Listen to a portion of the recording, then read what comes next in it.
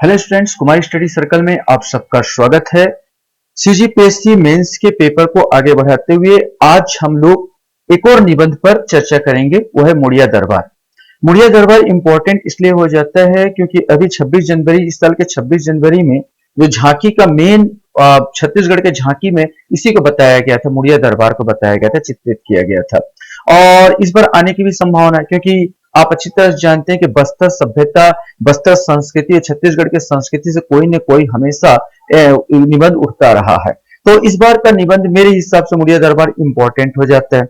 जो बच्चे अभी भी मुझसे जुड़ रहे हैं, बता देना चाहता हूँ, आप लोगों की इस तरह का निबंध का मैं लेकर आता रहता हूँ। अभी तक मैं 4 निबंध बता चुका हूँ। अगर आप लोग मेरे पुराने निबंधों को देखना चाहते हैं तो मेरे प्ले लिस्ट में जाएंगे, जो सीजीपीएससी 2024 सीजीपीएससी मेंस 2024 वाला जो प्ले लिस्ट होगा उसको दबाकर सारे वीडियो को देख सकते हैं। तो जैसे हम अच्छी तरह से जानते हैं, निबंध में एक भूमिका बांधनी होती है, तो आप भी एक भूमिका बांधेंगे, मेरे जैसे बांध सकते हैं या थोड़ा सा अलग हटके अपना भूमिका को रख सकते हैं। जैसे मैंने यहाँ पर बताया कि छत्तीसगढ़ राज्य का बस्तर संभाग आदिवासी बहुल क्षेत्र है।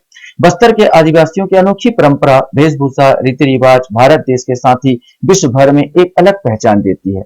कई ऐसी परंपरा है जो सालों से बस्तर में विधि विधान के साथ निभाई जा रही है। उसमें से एक है बस्तर का दशहरा और इसी के अंतर्गत आता है मुड़िया दरबार। यह दरबार वास्तव में बस्तर की संसद होती है। बस्तर में आदिवासियों का संसद उस समय से लग रहा है जब भारत देश में लोकतंत्र नहीं था। सालों से बस्तर के आदिवासी अपनी समस्या को इस संसद में उठाते आए हैं और आदिवासियों की इस संसद को मुड़िया दरबार कहा जाता है। ये छोटा सा मैंने आपको भूमिका बांधा कि बस्तर के दशहरे के अंतर्गत इसको रखा जाता है। दशहरे के विशेष करके एंड में, अंतिम समय में ये मुड़िया दरबार लगता है, जहां पर राजा महाराजाओं के समय वहां की प्रजा अपनी समस्याएं को रखा करती थी और उनका सॉल्यूशन खोजती थी या सॉल्यूशन देती थी, सॉल्यूशन दिया जाता था। ये छोटा सा भूमिका आपका होगा। छोटा सा इतिहास भी आपको उठाना होगा कि भाई इसको हमने कब से प्रारंभ किया, किस सन से प्रारंभ हुआ, तो ये छोटा सा आपको इतिहास भी इसमें बताना होगा। अगर इतिहास को देखें तो बस्तर में मुड़िया दरबार की शुरुआत 8 मार्च 1876 को हुई थी। ये सन याद रखेंगे, 8 मार्च 1876। तो ये 8 मार्च 1876 को यह प्रारंभ हुआ, जिसमें सिरोंचा के डिप्टी कमिश्नर मैक जॉर्ज ने माझी चालुक्यों को संबोधित किया था। बाद में लोगों को सुविधा के अनुरूप इसे बस्तर दशहरा का अभिन्न अंग बनाया गया, जो परंपरा अनुसार 145 साल से जारी है। तो आपको ये याद रखना, इतिहास 2-3 इंपॉर्टेंट, मैक जॉर्ज को आपको याद रखना होगा और 8 मार्च 1876 को ये स्टार्ट हुआ था। मुड़िया की जो प्रॉब्लम्स थे उसके कारण जो बहुत ज्यादा विद्रोह हो रहा था, उसी विद्रोह को दबाने के परिप्रेक्ष्य में मैक जॉर्ज ने यहाँ मुड़िया दरबार लगाया था और इसके बाद तो ये परंपरा बन गई और बस्तर के दशहरा का अभिन्न अंग बन गया ये मुड़िया दरबार। मुड़िया दरबार की विशेषता को थोड़ा सा अगर देख ले तो बस्तर के सांस्कृतिक इतिहास में दशहरे का पर्व ऐतिहासिक दृष्टि से महत्वपूर्ण माना जाता है। बस्तर का दशहरा त्योहार के अंतर्गत अंत में मुड़िया दरबार का आयोजन की परंपरा है, जिसे बस्तर की संसद कहा जाता है।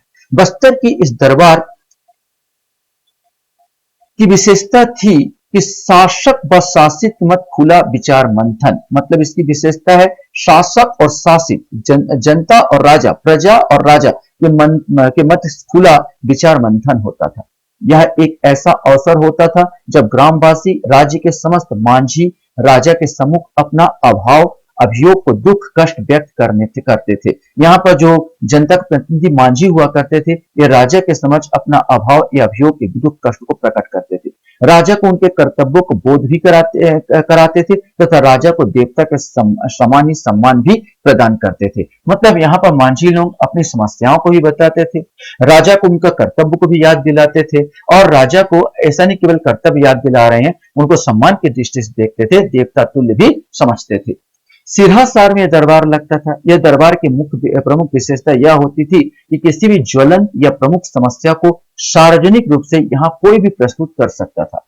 प्रशासन की खुली आलोचना, राज्य के कर्मचारियों तथा अधिकारियों के किसी भी आपत्तिजनक कार्यों, भ्रष्टाचार, घूसखोरी, लापरवाही, प्रजा को परेशान करने वाले, लूट खसोट करने अथवा उसके हितों पर चोट पहुंचाने किसी भी कार्यवाही अथवा नीति की यहाँ बेबाक आलोचना की जा सकती थी। एक बहुत इंपॉर्टेंट चीज है यहाँ पर कि वाजिब शिकायतों पर तत्काल अथवा शीघ्र कार्रवाई, उपचारात्मक व्यवस्था का निर्देश इस दरबार में दिया जाता था।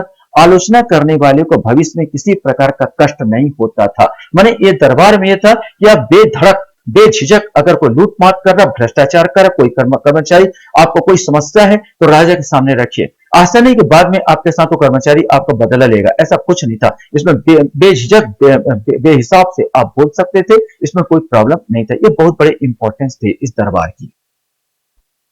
वर्तमान स्वरूप में आपको देखना होगा, समय बदला और समय बदला तो स्वाभाविक है स्वरूप भी बदल जाता है। तो ये वर्तमान स्वरूप अब कैसा है ये हमको देखना होगा। तो मुड़िया दरबार में पहले राजा और रियासत के अधिकारी कर्मचारी मांझियों की बातें सुना करते थे और तत्कालीन प्रशासन से उन्हें हल कराने की पहल होती थी। आजादी के बाद मुड़िया दरबार का स्वरूप बदल गया। 1947 के बाद राजा के साथ जन प्रतिनिधि भी इसमें शामिल होने लगे।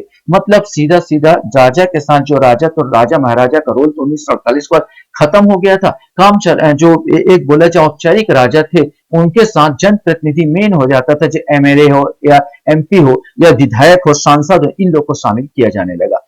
बस्तर के मुड़िया दरबार में अब बस्तर संभाग के निर्वाचित जन प्रतिनिधियों और वरिष्ठ अधिकारी उपस्थित रहते हैं। वे ग्रामीणों से आवेदन लेते हैं। मांझी, चालकी और मेंबरिन इनके सामने ही अपनी समस्या रखते हैं। छत्तीसगढ़ के मुख्यमंत्री भी 2009-10 से लगभग हर मुड़िया दरबार में शामिल हो रहे हैं। इसके बाद मुड़िया दरबार की प्रासंगिकता आपको बतानी होगी, तो हम प्रासंगिकता लिख सकते हैं कि मुड़िया दरबार बस्तर की संस्कृति का एक अंग है। यहाँ के आदिवासियों के लिए इस परंपरा का महत्वपूर्ण स्थान है। इसके महत्व को हम निम्न रूप से देख सकते हैं। मुड़िया दरबार जनता की समस्याओं को प्रशासन समझ लाया जाता है। मुड़िया दरबार के द्वारा जनता की समस्याओं को प्रशासन समझ लाया जा सकता है। यह खुला मंच प्रदान करता है जहां जनता अपनी भावनाओं को सरकार के समझ रख सकती है। मुड़िया दरबार द्वारा जनता की समस्याओं का त्वरित निवारण भी किया जा सकता है। बड़ी संख्या में इस दरबार में लोगों की समस्याओं को सुना जाता है और यह प्रशासन में विकास का रास्ता भी प्रशस्त करता है। अर्थात प्रशासन तब तक के लिए वो हो जाता है, विकास के रूप में अग्रसर होता है जब जनता का प्रॉब्लम को सॉल्व करता है। तो यह विकास प्रशासन कहलाता है। यह प्रशासन विकास का रास्ता भी क्या करता है, प्रशस्त करता है। समस्या क्या आ रही है इसको भी हमको देखना पड़ेगा कि वर्तमान में भाई समस्याएं क्या है। तो समस्या यह परंपरा आज औपचारिकता बनकर रह गई है। यहाँ केवल राजनीतिक दलों द्वारा केवल औपचारिकताएं निभाई जाती है। पुरानी परंपरा का कहीं लोप हो चुका है। लोगों को अपनी शिकायत करने का मौका ही नहीं दिया जाता। राजनीतिक पार्टियां केवल सियासत करने में मस्त रहती है। माने एक प्रॉब्लम सुनती है और सुनने के बाद वो जस के तस हो जाता, कोई मतलब नहीं निकलता शिकायतों का, निराकरण किया नहीं जाता। शिकायत करने वाले पहुंच ही नहीं पाते, अपनी आवाज ही नहीं उठा पाते। कुल मिलाकर एक औपचारिकता बस रह गया है इस चीज का। ये सबसे बड़ा आपको बताना होगा। निष्कर्षता क्या कह सकते हो, तो निष्कर्षता कहा जा सकता है कि यद्यपि यह परंपरा अपने मूल स्वरूप में लुप्त हो चुकी है, परंतु आज भी इसका महत्व बहुत ज्यादा है, क्योंकि यह लोकतंत्र का सबसे अच्छा उदाहरण है जहां जनता की शिकायतों का निपटारा किया जा सकता है और एक अच्छे समाज की ओर अग्रसर हुआ जा सकता है, जहां बिना संकोच बिना डर के हम अपनी शिकायतों को सरकार के समक्ष रख सकते हैं और तत्काल निराकरण की उम्मीद कर सकते हैं। ये छोटा सा पॉजिटिव टाइप का आपको क्या देना होगा, निष्कर्ष देना होगा। तो फिर से एक बार आपको बता देता हूं इसमें क्या क्या आपको हेडिंग डालना है और क्या क्या करना है। इसके अलावा आप जो 26 जनवरी में जो इसमें झांकी लगाई गई थी उसके बारे में भी अगर जिक्र करना चाहते हो तो कर सकते हो।